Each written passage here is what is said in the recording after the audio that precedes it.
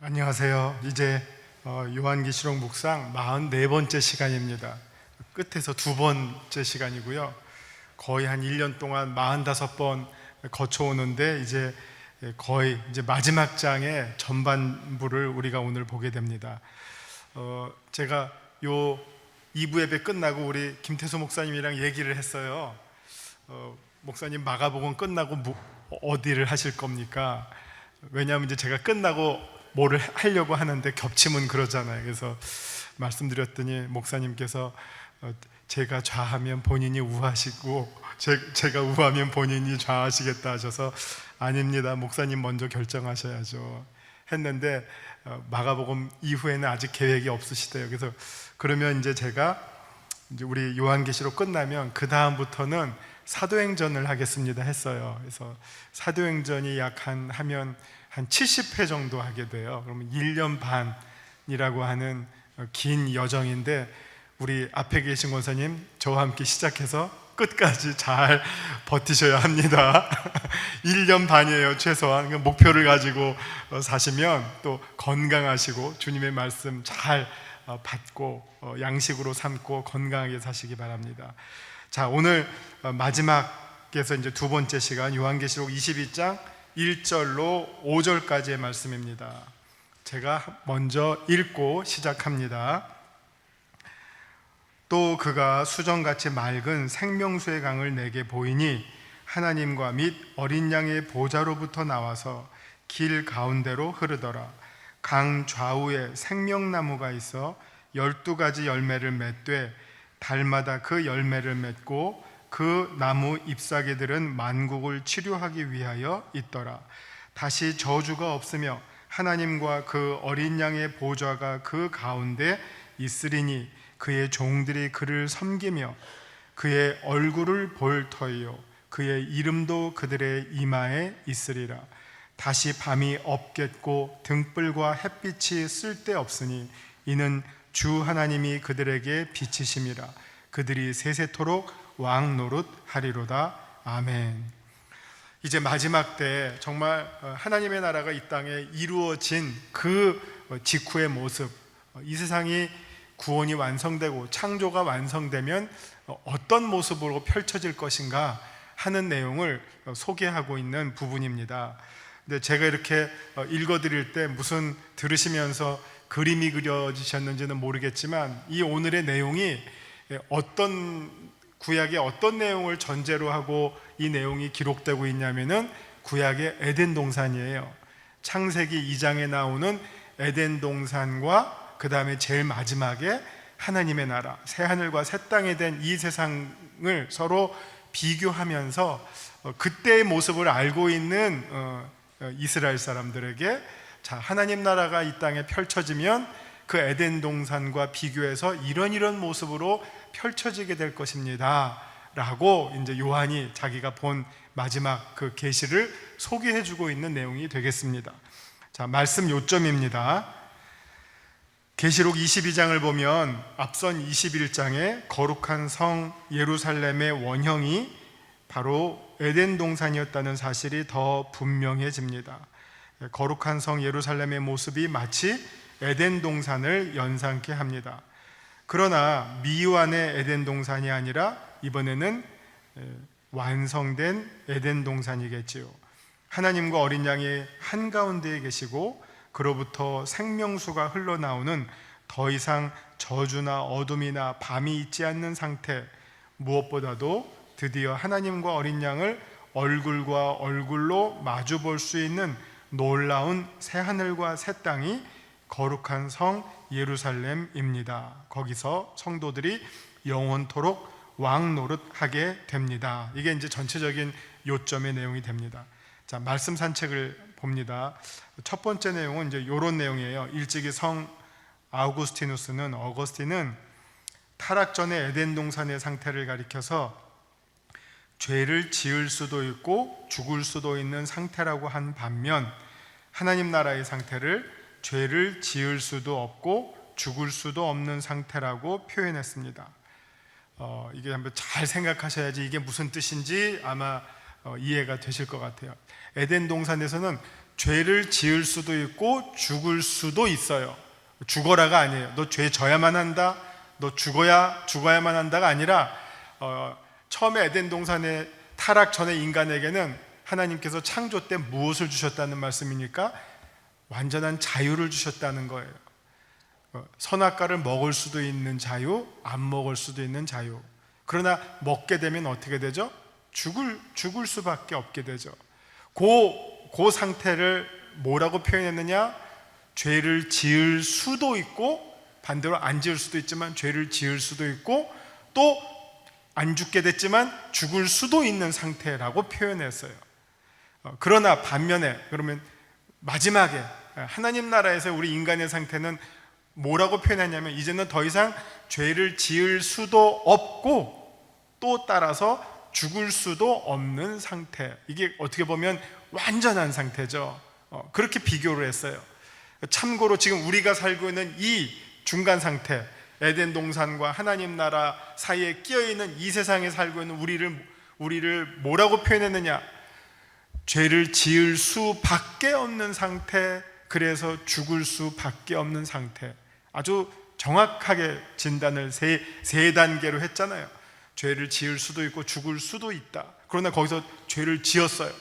이걸 먹으면 어떻게 된다 그랬죠? 정령 죽으리라. 그러니까 우리가 지금은 우리 매일매일 죄를 짓잖아요. 죄를 안 지으려고 해도 죄를 짓게 되잖아요. 죄를 지을 수밖에 없고 죽을 수밖에 없는 상태다. 그러나 마지막 이때가 되면 마지막 하나님 나라에서 우리가 영생을 살게 될 때는 어떻게 되느냐? 이제는 죄를 지을 수도 없어요. 내가 죄를 지을래야 죄를 지을 수도 없고 죽을 수도 없는 상태다. 이렇게 이제 비교를 해주고 있습니다. 그래서 여기서 제가 드리고자 하는 말은 많은 사람들이 우리의 구원을 마치 그 회귀로 얘기해요. 에덴 동산 낙원의 상태로, 원래의 상태로 돌아가는 거. 우리가 구원받은 이후의 상태가 어떤 상태냐? 하나님께서 원래 창조하신 그 처음의 아름다움, 타락 이전의 상태로 돌아가는 것이 우리의 구원이라고 말하지만 아까 제가 말씀드린 것처럼 그 타락 전에 우리 인간의 상태와 하나님 나라에서 우리 인간의 상태는 너무 달라요. 아까 말씀드린 것처럼 죄를 지을 수도 있고 죽을 수도 있는 상태, 아직 죄가 우리 앞에 있는 상태예요. 안 지었지만 그 상태로 우리가 돌아갈 필요가 없다는 거죠. 왜요? 하나님은 우리를 과거로 끌고 가시는 분이 아니라 하나님 나라로 끌고 가시는 분이에요. 우리의 구원을 완성시키시는 분이지 처음 창조로 되돌려 놓으시려고 하시는 분이 아니라는 거예요. 그러니까 우리가 흔히 교회에서 잘 쓰는 말이 물론 동기는 이해를 해요. 우리가 처음에 창조의 아름다움, 완전함으로 회복하자, 혹은 그거랑 또 유사하게 초대교회로 돌아가자. 왜 그 말 썼는지는 알지만 우리가 돌아갈 때는 초대교회의 모습이 아니라 우리가 나아갈 곳은 하나님 나라를 향해서 나아가는 거예요. 이게 어떻게 보면 우리의 신앙의 목표예요. 그래서 우리가 초대교회 때도 무슨 기도를 했어요? 예수님 처음에 왔을 때 우리 그 첫 번째 모임이 좋았는데 아무도 그렇게 기도 안 했어요. 뭐라고 기도합니까? 아멘 주 예수여 오시옵소서. 주님 재림하시면 이 땅에 펼쳐질 완전한 하나님 나라, 그곳을 향해서 우리가 나가는 거지 초대교회로 돌아가서 어쩌자고요. 초대교회도 다툼이 있었거든요. 좋은 모습도 있었고 아주 그 신앙의 생명력이 활활 타올랐지만 반대로 그 가운데 교회와 똑같이 갈등이 있었고 서로 파당이 있었고 많은 문제들이 있었죠. 그래서 예루살렘 회의도 하고 시시때때로 모여서 회의하고 이 갈등의 문제를 어떻게 해결할까가 교회가 안고 있는 숙제였어요. 그러니까 초대교회로 돌아가자 이렇게 아주 좋은 말은 아니에요. 물론 유무상통하고 성령의 역사하심이 활발하고 생생하고 그런 장점들은 있지만 우리가 더 바라고 꿈꿔야 할 것은 하나님 나라, 하나님의 뜻이 이 온 세상에 완전히 통치되는 그 완전한 나라를 향해서 우리가 가는 것이지 과거로 돌아가는 것이 아니라는 말씀입니다. 자, 다시 이제 이쪽으로 돌아와서 오늘 이 요한계시록 22장의 원형이 에덴 동산처럼 보여지는데요. 자, 여기 중간에 창세기 2장 10절에서 강이 에덴에서 흘러나와 동산을 적시고 거기서부터 네 근원이 되었다. 에덴 동산에 보면 네 강의 이름과 그 모습이 나오지 않습니까? 그런데 계시록 22장에는 그것을 이어받아서 어떻게 표현하고 있냐면은 또 그가 수정같이 맑은 생명수의 강을 내게 보이니 여기에도 강이 흘러요.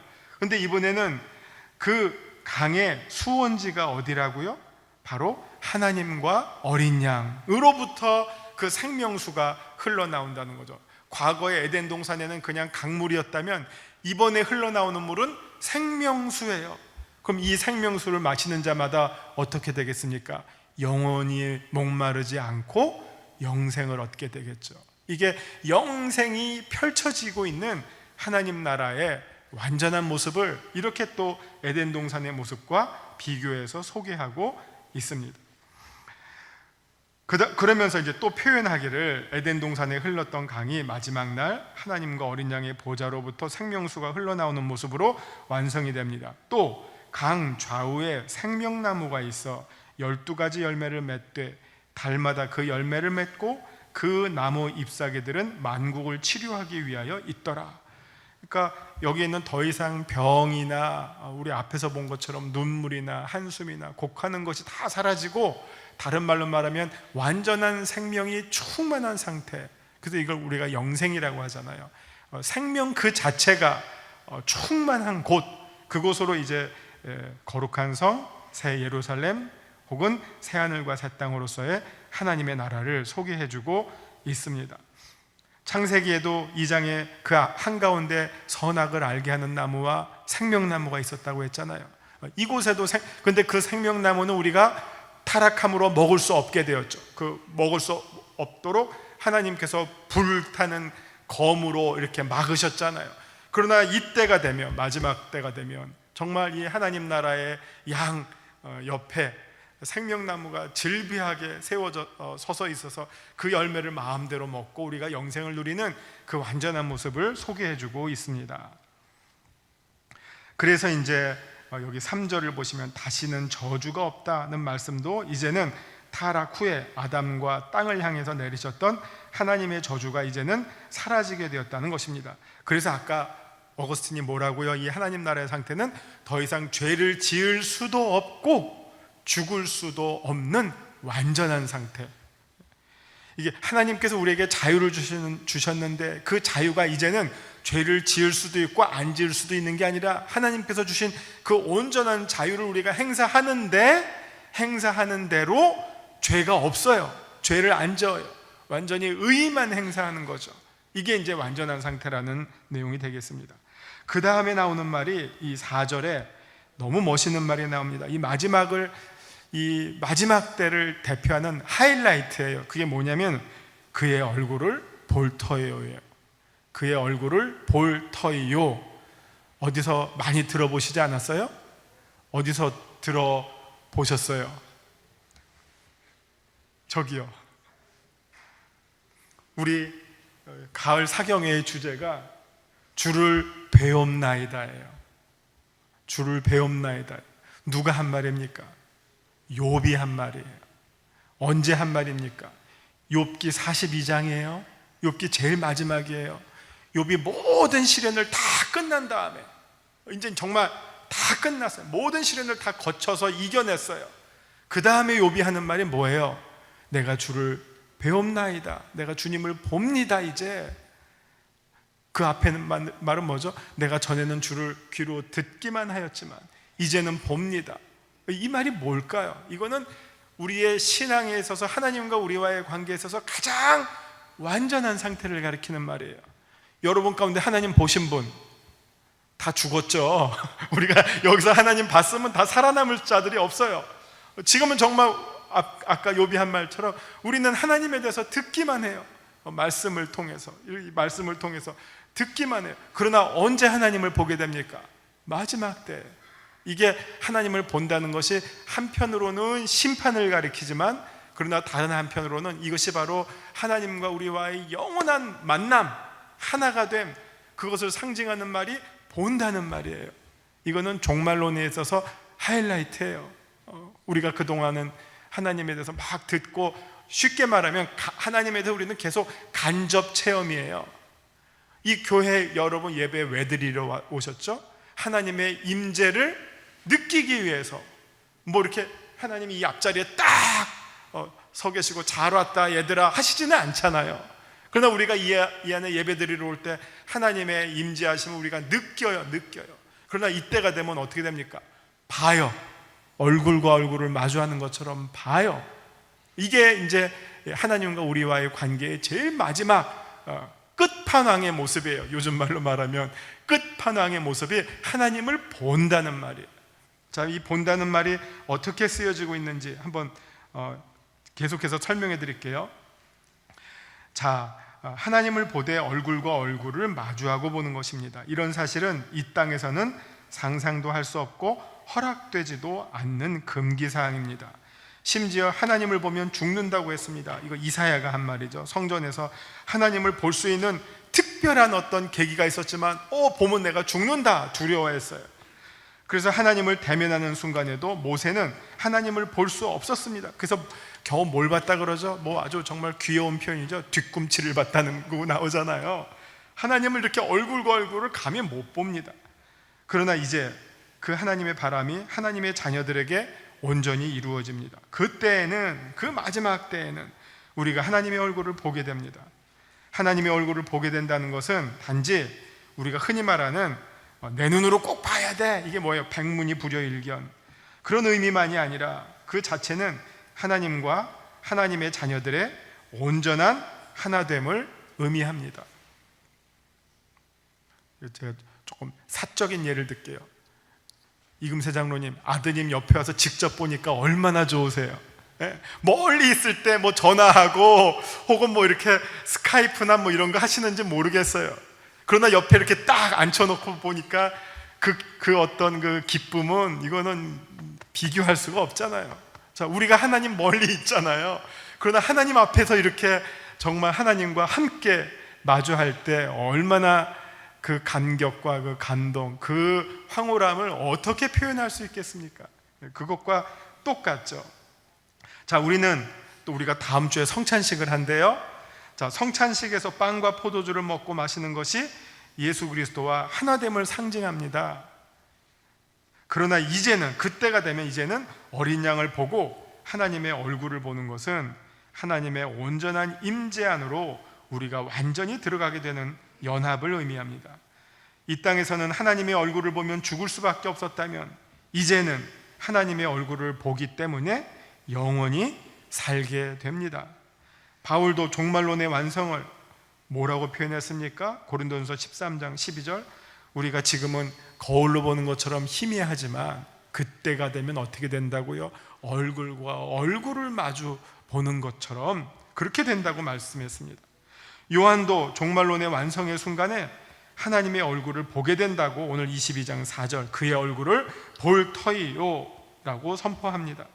이어지는 말씀은 21장 23절의 반복처럼 보입니다. 하나님과 어린 양이 한가운데 계시니 그 영광의 광채로 인하여 우리는 더 이상 다른 빛을 필요로 하지 않습니다.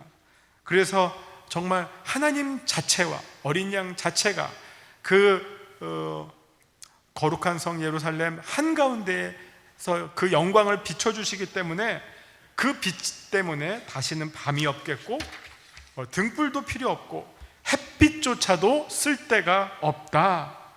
그 영광의 광채가 얼마나 찬란하며 정말 빛 가운데로 우리가 나서게 된 것이죠. 이것은 이사야서 60장 19절서부터 20절에서 했던 예언의 성취라고 볼 수 있습니다. 자, 여기서 한번 이사야서 60장을 한번 건너가 볼까요?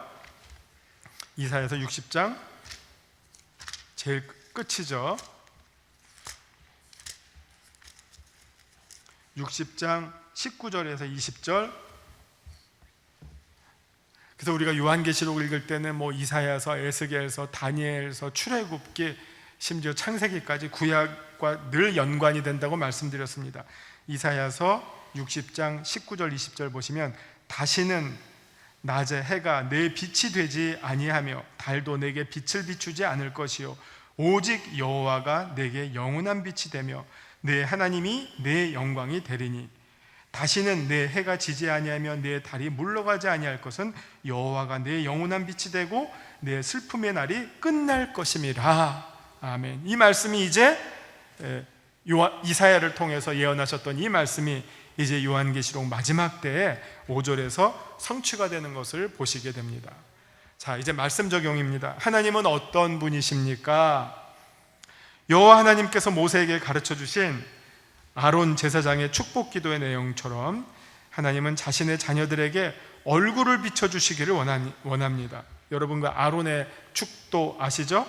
여호와는 내게 복을 주시고 너를 지키시기를 원하며 여호와는 그의 얼굴을 내게 비추사 은혜 베푸시기를 원하며 여호와는 그 얼굴을 내게로 향하여 드사 평강 주시기를 원하노라. 이게 소위 이제 성경에서 말하는 하나님의 얼굴의 신학이에요. 하나님의 얼굴을, 하나님께서 우리를 향해서 얼굴을 비추시면 우리가 살아요. 하나님과 우리와의 관계가 아주 원활한 것을 얼굴을 비춰주시고 얼굴을 대해주시는 관계로 표현해요. 그러나 하나님이 외면하시면 우리는 죽어요. 왜? 하나님이 우리의 생명의 근원이시기 때문에. 하나님이 얼굴을 외면하셔요. 그러면 하나님이 우리를 잊으신다는 거예요. 우리를 버리셨다는 뜻이에요.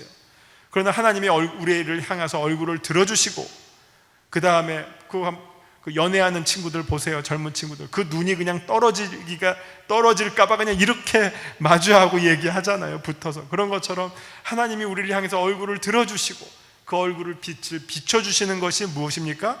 이게 우리를 향해서 하나님께서 이 축복을 주시는 모습이다 하는 것입니다.